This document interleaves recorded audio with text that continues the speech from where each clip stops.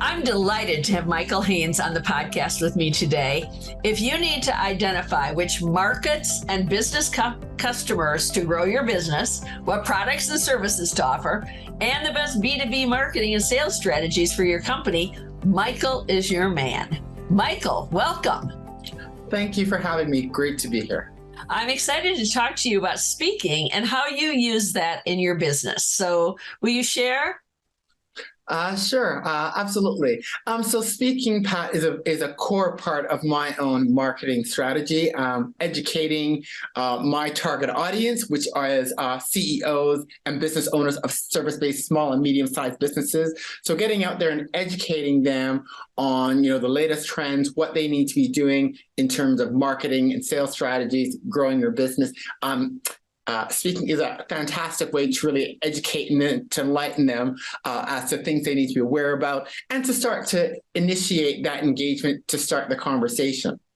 So I use speaking, I would say, is a core platform for my strategy, a marketing strategy, and I use speaking in a number of ways. I use speaking in terms of things like this, so being on podcasts that are relevant that small and medium business owners are listening to, so I participate on a lot of podcasts, doing the likes of live streams as well, so I might be doing the likes of a LinkedIn Live and having a discussion similar to us that we're having with other small business leaders, other experts that may work in certain areas, where we can have a dialogue and be talking about some of the issues and challenges that are of concern with small, medium business organizations, the leaders of those organizations.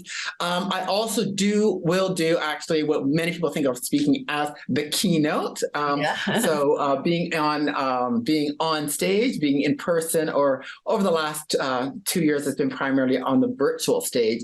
But doing a keynote on a key topic that is of interest is a great way to get in front of your audience in a large number, not just within your region, but particularly around the world.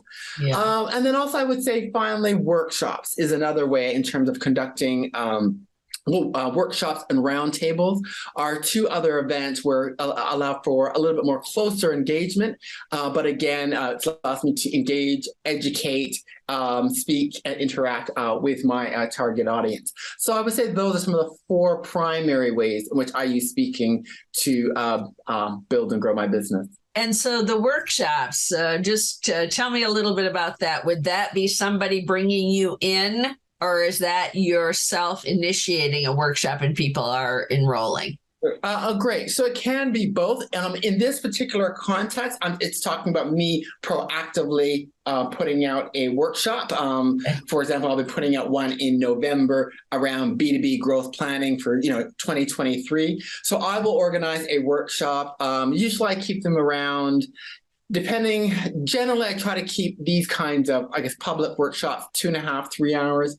And it's very important that you structure your content, or knowing who your target audience is, and structuring the content around some of the key priorities and key challenges that they have. And with workshops, you want to have them because you want it to be ideally interactive. So you'll be speaking with them, but you want to get some dialogue back, but you also want them to get some kind of clear outcome. So I might have them start working on their overarching roadmap for their business, or we're focusing on some particular aspects of that growth plan. So they're coming up with a key output, a key deliverable, something that's very tangible that they can use and take back into the office, be their office at home or our traditional in-office, they can take it and use it to move forward. So that's some of the ways, Pat, in which I use workshops. And would you call a workshop a webinar if it were online? Webinar is a word that I think people are very somewhat fatigued over, and so workshops can be done in person. I do workshops online as well, but I still tend to call them workshops because I like to keep them very interactive. Because I think having that opportunity where your audience can ask questions, you can engage in some dialogue to their specific question. That is an important part, I believe, of speaking, of that educating and building that engagement. So I do workshops as opposed to some people do webinars. I don't do a lot of them. I tend to have them more in a workshop setting where we could be like here on Zoom, it'll be screens on and we're interacting and engaging. I'm educating with this question and answers, and sometimes even a little bit of a mini roundtable mastermind or a roundtable discussion as well. And not so much selling at the end. No, there's really, for me, there's no selling. It's all about, it is all about the experience of, education, interacting and engaging. I will leave them to opportunities in terms of other ways they may wish to engage with me, through content. So I will maybe suggest some other ways, but it's all for me around the education and the interacting, because business leaders, business owners are really looking to see what they can learn and ask their questions. And it's all about helping them to take their businesses forward towards their goals and their objectives. Yes. And so if you were doing one of the keynotes, for example, how would you follow up with the participants? Would you have a way of getting their emails, or what would you do to be able to continue the conversation with those people that attended? Okay, so great question. So when you're doing the likes of keynotes, with any form of speaking, you do want to have some call to actions where people can further interact and engage with you. I think your driver, determining factor should be based on your understand what are the outcomes, what are the challenges that your audience is addressing of the topic of interest, what additional tools, guidance can you give them, or further opportunities to engage with you to help them.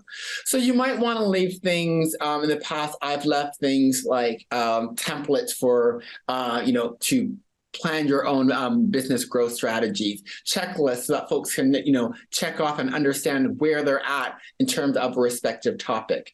I've often provided other opportunities to engage. So let's say it's a big keynote with a much larger audience. Another call to action, I might be offering a roundtable session with a much smaller group of people so that there can be some further discussion around particular areas and a more intimate engagement. So that could be something else as well. I've left, it could be leading them to my website where they could listen to other podcast interviews.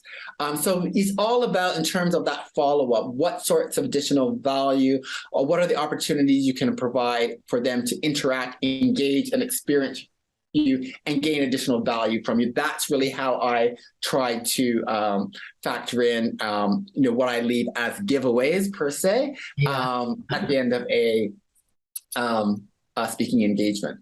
Yes. So, and of course, one other one I would add, where you can also providing them the opportunity to sign up if you've got some kind of email list, so that you can continually to periodically send them your newsletter or relevant piece of information of interest. I always provide them the opportunity if they want to sign that up as well. But generally, how would you do that? How would that happen? Tell me what that looks like. Well, I tend to, when I'm doing my speaking, I tend to focus on what are some next specific things that I want them to do. So I might say you could sign up for my growth planning toolkit, which will have let's say, checklist planning template. There's that they can get. With the last conference that I did earlier back in March, there was also an opportunity to sign up for a actual workshop.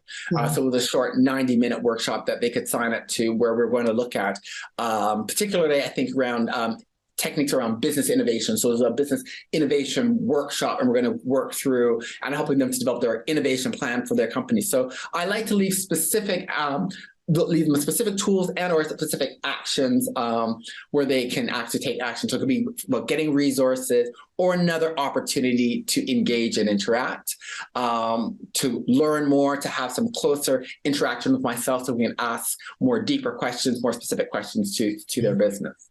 Yes. And so if you're sending them to your website to get this is it gated content then?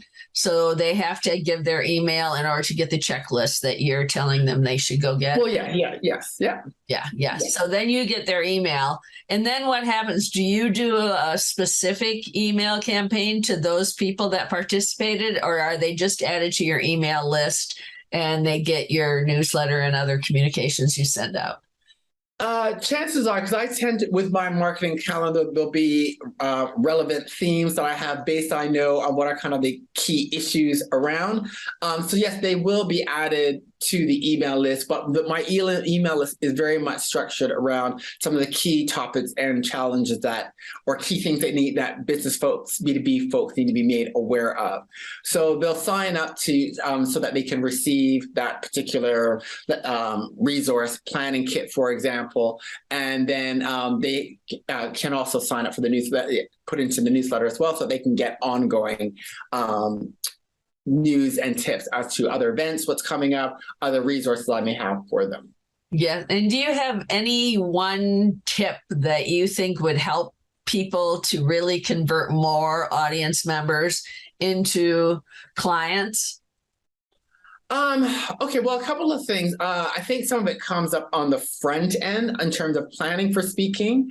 One, you want to make sure that you identify, the right target audience. And so making sure you've got the right target audience, making sure that your topic for your workshop or your talk is very clear, very dialed in, and people are very clear as to what they're going to be getting, so that you're getting hopefully the right kinds of people that are having that particular issue at that point in time, or that it's coming up. In terms of actual, getting them to sign up or take the next step, B2B buyers, and I've said this before in some of our previous discussions, they do a lot of self-education and research, and they undertake a number of steps as part of their buying process. I do think you want to be cautious and do not assume workshop today doesn't automatically mean sale tomorrow. Workshop today, I'll attend your workshop, may mean that they may want to attend, they may want to get go through more of your content. So they may want to use that template. They may want to attend other events. So they may want to come up to the next CEO roundtable where they can then further ask questions and gain some dialogue. So I think you want to be thinking about it. I think of it in terms of how to generate hopefully the next step for further interaction and further engagement, as opposed to the next sale. Because Pat, there have been some studies done.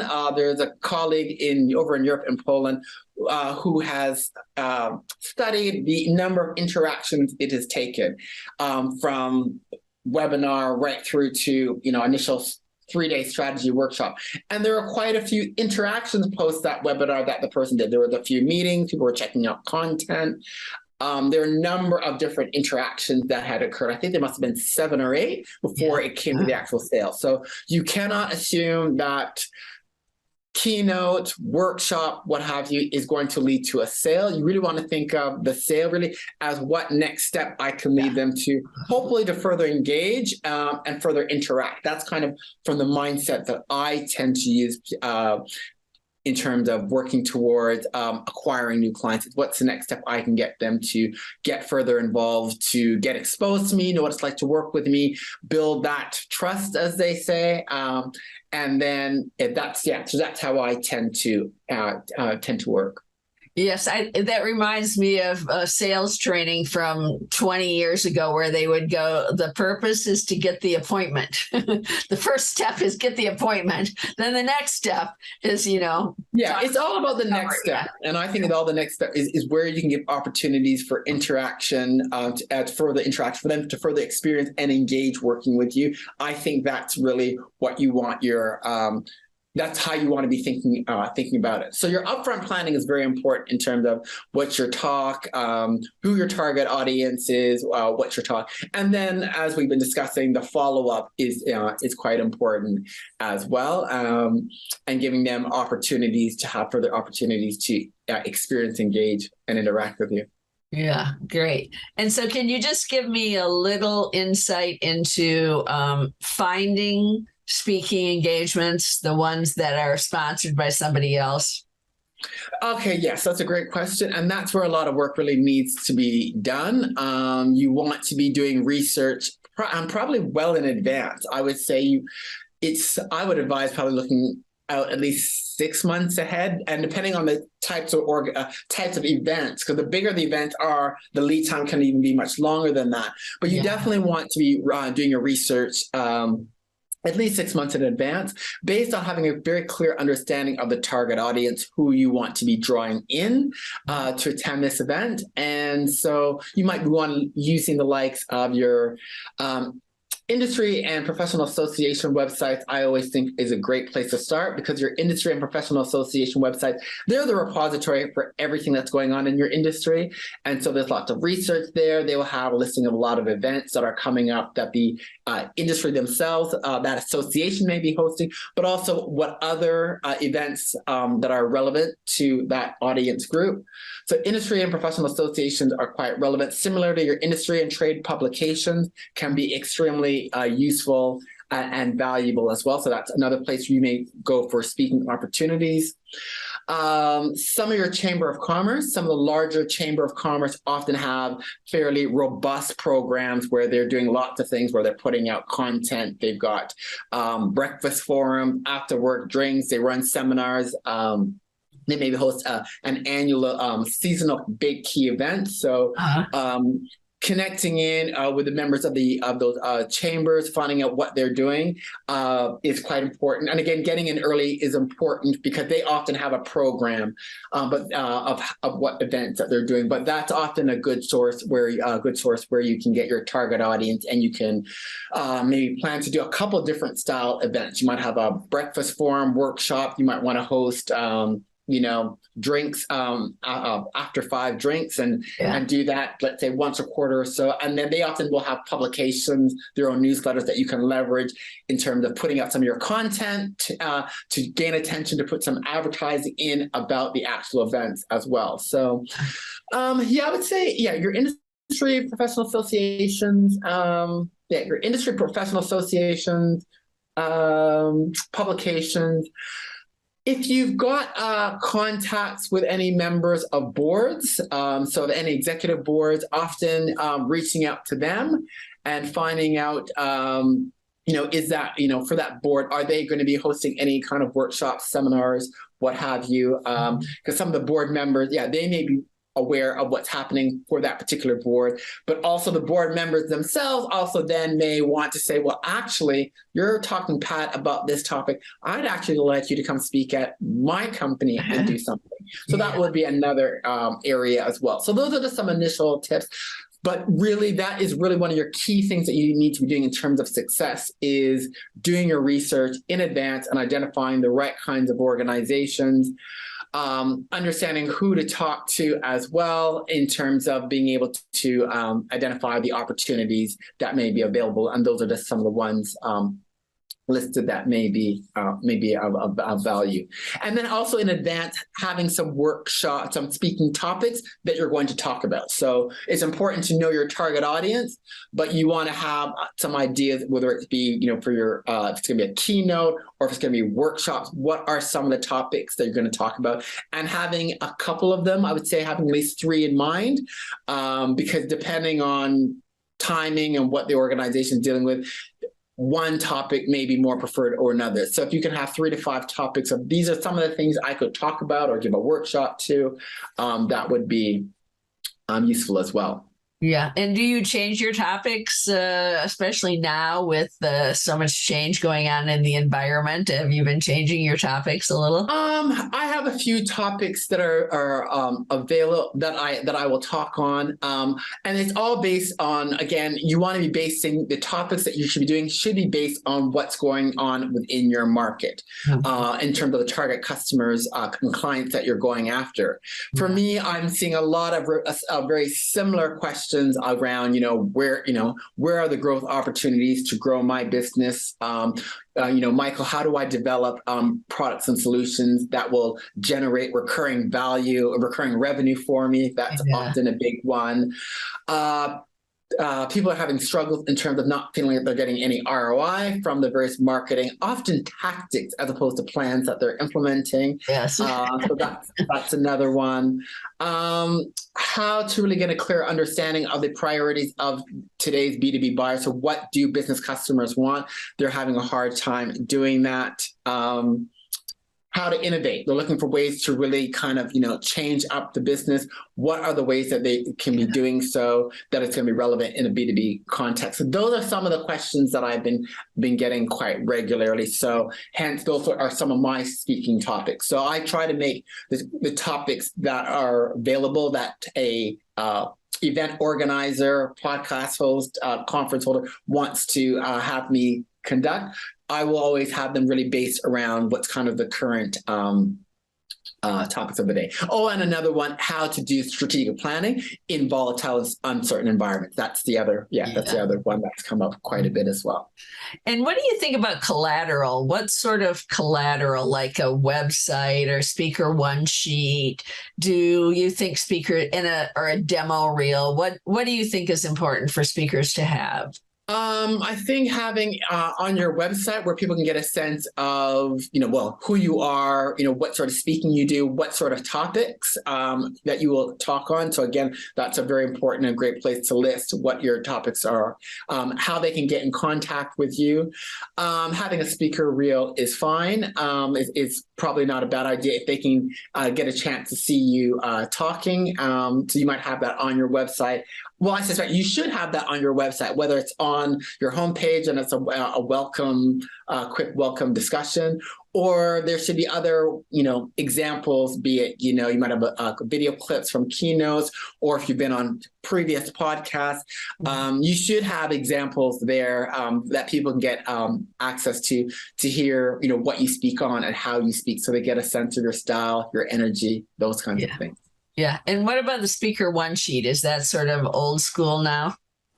I think speaker one sheet is very good because it's where you can have, a quick snapshot so people can get all the vitals of who you are, what's your expertise, what you're going to be talking about, how to get in touch with you, a bit of your background, where you can provide that quite easily in a succinct format is quite beneficial. Good. Great. Well, thanks. You have provided so much information. It's really been fabulous. Is there any other thing that you can think of that I didn't ask about?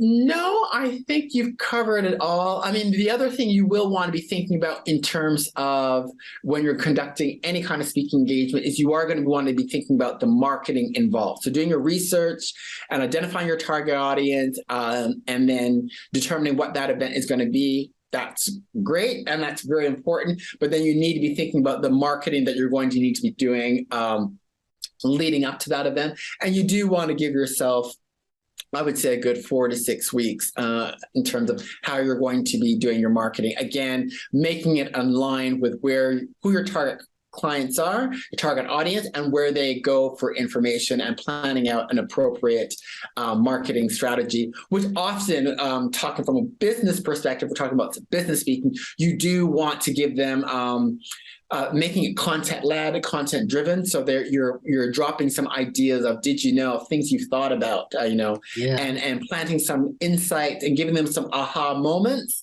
in terms of the content that you're providing is really good to help initiate that awareness and that interest as to, okay, well, what's that event about? So you really want to spend some time planning out your marketing strategy, both pre the event, so leading up to get people, but then also, as we've been talking to as well, what are going to be those follow-up activities and things you're going to be doing post the event as well. Yeah. So your workshop that you have coming up in November, so you'll start marketing that workshop in mid-September? Probably, later in September. Yeah. So I'm going to be doing a workshop in November. It'll be an online virtual workshop about for SMBs on business planning, your B2B planning, your growth plan. So your 2023 business growth plan is a workshop I'll be doing in November. So yes, I'll start marketing for that.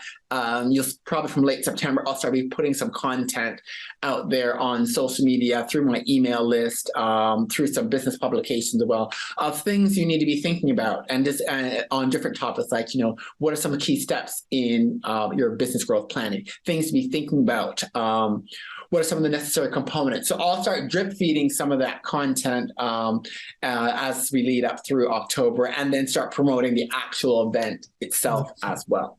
And who's the target market for that?